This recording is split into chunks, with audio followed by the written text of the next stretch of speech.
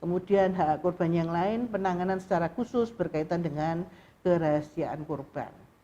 Jadi pada kasus-kasus tertentu ya perlu dirahasiakan ya keberadaan korban ya atau hal-hal lain yang itu harus dirahasiakan. Misalnya ada cacat-cacat tertentu dari korban ya yang tidak boleh di share ke umum ya itu. Nah, sekarang dengan media sosial masalah kerahasiaan ini memang sangat sensitif sekali ya, masalah yang mudah untuk dibuka, di-share begitu ya. Nah, nanti memang kalau akhirnya terjadi seperti itu pelakunya bisa juga terkena undang-undang cyber ya. Jadi nanti mana yang lebih spesialis? Nah, undang-undang KDRT atau cyber. Ya, karena di dalam konsep hukum, prinsip hukum ya hukum yang lebih khusus yang bisa diberlakukan begitu. Nanti kalau berkaitan dengan cyber untuk terbukanya rahasia korban ini. Kemudian yang keempat, hak korban meliputi bahwa korban itu berhak mendapatkan pendampingan oleh pekerja sosial dan juga bantuan hukum pada setiap tingkat proses pemeriksaan sesuai dengan ketentuan peraturan perundang-undangan. Ya, jadi pendampingan dan bantuan hukum itu juga menjadi hak korban. Dan yang terakhir, hak korban itu terkait dengan pelayanan bimbingan rohani. Jadi dari para ahli agama ya, para ustadz, pendeta, pastor ya, atau juga pemuka-pemuka agama Hindu, Buddha ya, dan mungkin Konghucu ya, itu pendampingan mereka ya itu harusnya ya diberikan pada korban karena itu merupakan hak korban. Jadi saudara sebagai aparat penegak hukum, sebagai pelayan masyarakat ya, polisi itu memang berat tugasnya. Maka hak korban ini harus diberitahukan, disosialisasikan ya, diimplementasikan sehingga memang korban benar-benar nantinya bisa pulih ya.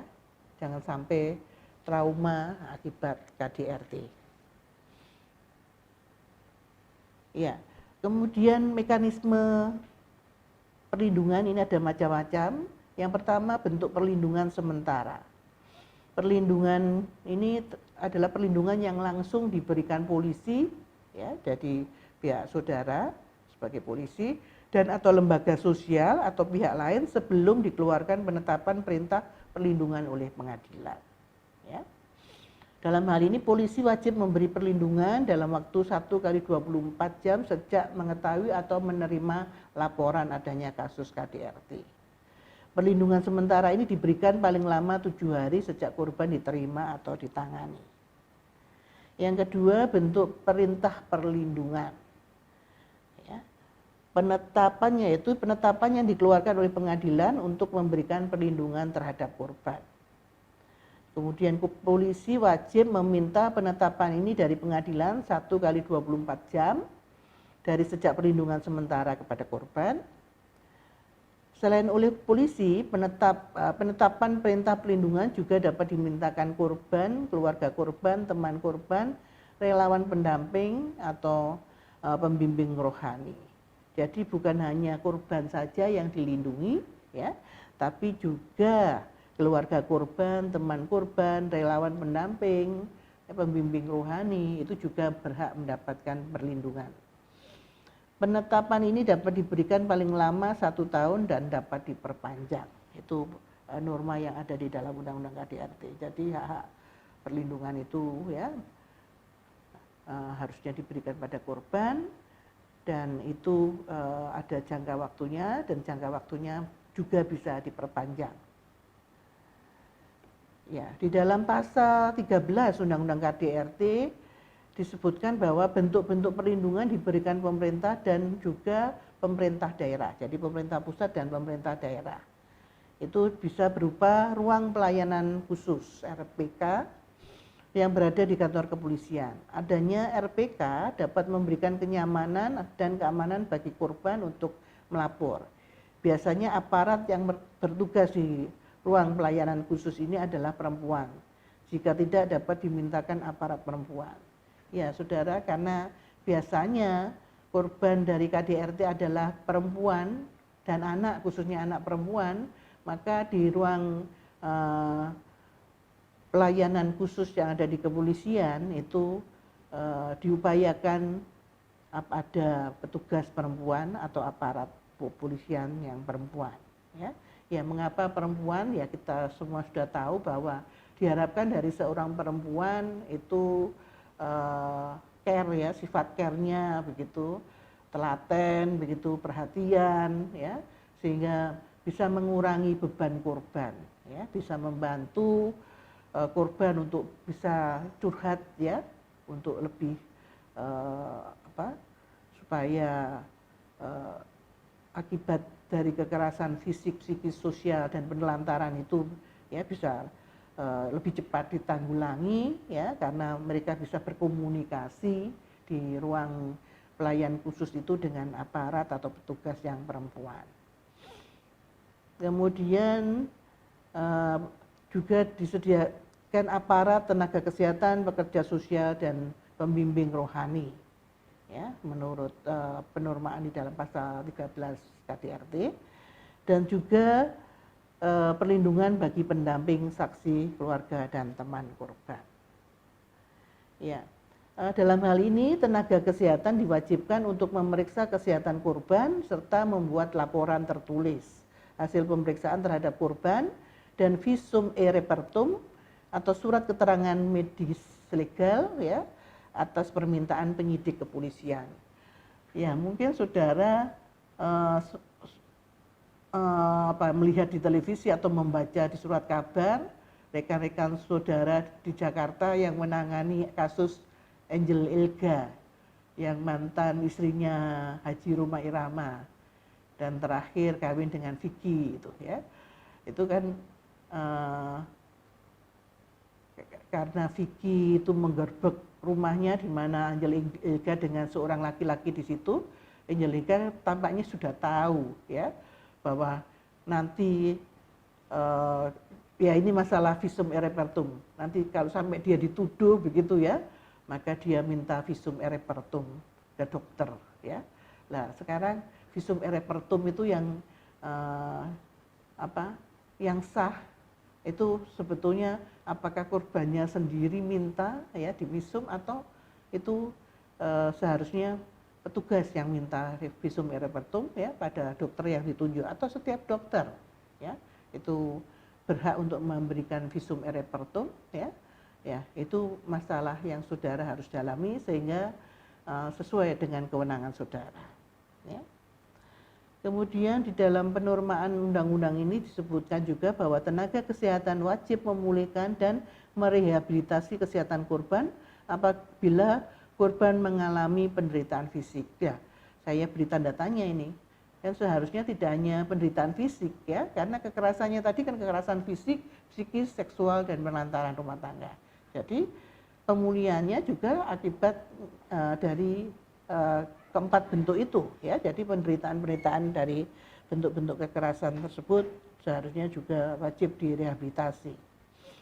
Kemudian terkait dengan pekerja sosial, relawan pendamping atau pembimbing rohani diwajibkan memberikan konseling, ya, memberikan suatu konsultasi, ya, di mana tujuan konseling untuk menguatkan dan memberi rasa aman bagi korban. Ya, saudara, kalau Anda mempelajari ilmu-ilmu perilaku khususnya psikologi, maka seorang korban itu sangat-sangat membutuhkan pihak yang bisa menampung keluh kesahnya, ya. Nah, disinilah di dalam undang-undang KDRT juga menjadi hak korban untuk, ya, mendapatkan pendampingan sehingga dia bisa berkonsultasi, ya, terkait dengan penderitaannya dia sebagai korban, sehingga dengan berkonsultasi tersebut itu mengurangi penderitaannya, ya. dan memberikan mereka rasa aman, menguatkan mereka begitu, menjadikan mereka percaya diri mereka kembali, karena pada beberapa kasus KDRT ya, seorang korban itu akhirnya menjadi hopeless ya, hilang kepercayaan dirinya karena terutama ini pada kekerasan psikis karena selalu diancam dan berulang kali ya, sehingga jati dirinya sebagai manusia ya itu menjadi tidak berharga, dia tidak punya rasa percaya diri, dan ini sangat-sangat merugikan ya korban karena dia tidak bisa berkembang ya secara fisik psikis ya. Kemudian untuk pekerja sosial, relawan pendamping atau pembimbing rohani diwajibkan memberi konseling, yaitu tadi ya tujuan untuk menguatkan, memberi rasa aman. Kemudian di beberapa daerah terdapat rumah aman atau shelter atau tempat tinggal alternatif. Ya, banyak yayasan-yayasan sosial membangun rumah-rumah singgah shelter, ya. Dan memang bukan dikhususkan untuk korban KDRT, tapi misalnya rumah singgah untuk anak-anak jalanan itu, ya.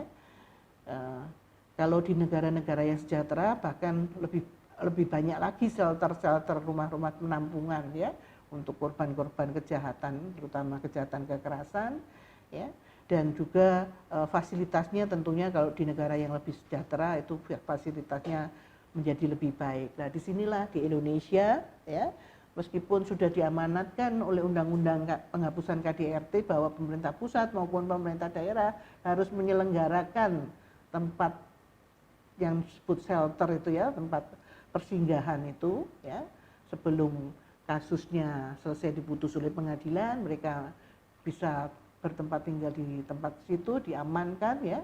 Misalnya istri kalau dianiaya suami ya, tidak bisa pulang karena takut pada suami, maka dia bisa di shelter di tempat persinggahan tersebut ya, dan disitulah disediakan ahli konseling, ahli rohaniawan ya, dan ahli-ahli yang lain supaya korban rasa aman ya, dan bahkan bisa meningkatkan harga dirinya ya, kepercayaan dirinya ya, sehingga nanti kalau misalnya sampai ke sidang pengadilan dia bisa mengemukakan apa ya, kekerasan apa yang dilakukan oleh suaminya, sehingga itu memuatkan bukti-bukti yang sudah ditemukan oleh polisi.